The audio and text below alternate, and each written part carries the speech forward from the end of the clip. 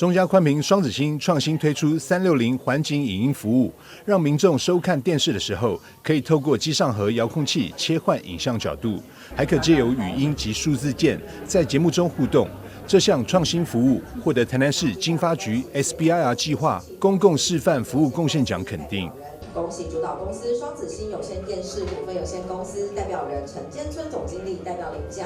中嘉寬頻三冠王雙子星總經理陳建春表示，這次將台南20個知名景點透過特殊攝影機錄製，讓影片呈現出360度的全景效果，同時還能進行互動，希望帶給有線電視用戶不同的收視感受。感謝我們台南市政府經發局這一次給雙子星有線電視，然後還有新奇多媒體以及馬博科技，我們這次申請 SBIR 這個專案的肯定。那我們這一次是利用我們數位機上盒，把我們所拍攝台南市20個歷史文化觀光景點的影片，用360度的方式來做呈現。那所以，我们的觀眾只要透過我們數位機上盒，就可以看到360度環景的這種效果。然後最主要的，它更特別的就是操作不會很複雜，因為它只要透過我們的遙控器上下左右鍵，就可以去操作這個環景的角度。那另外呢，我們的遙控器上面還有一些顏色鍵，你還可以去做按讚，然後打招呼，然後還有做語音的留言等等。所以這個就是給我們的有線電視的收視戶一個非常不一樣的收視感受。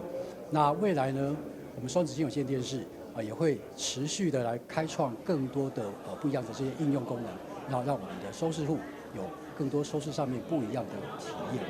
經發局長張元廷表示，台南市 SBIR 輔導計劃今年共有53案通過輔導，每間廠商都很優秀，在產值及研發創新上保持成長，預期在未來5年內還是會不斷創新，請大家拭目以待。台南市政府的 SBIR 的一個輔導的成果相當豐碩，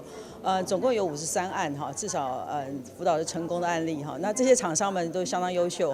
然後也把我們的產值帶上來，至少今年度已經有3.3億以上的一個規模。那我們希望呢，未來在研發聯盟或者主題式的一個創新部分呢，我們都有持續性的一個成長。那從現在目前的狀況到未來的話，我們預期在未來5年內還是會有不斷的有一些創新的技術還有產品會出現，然後我們大家也拭目以待。中嘉寬頻雙子星在創新服務上展現出具體優異成果，提高產品附加價值，榮獲2025台南市 SBIR 計劃公共示範服務貢獻獎殊榮。台南新聞張碩維採訪報道。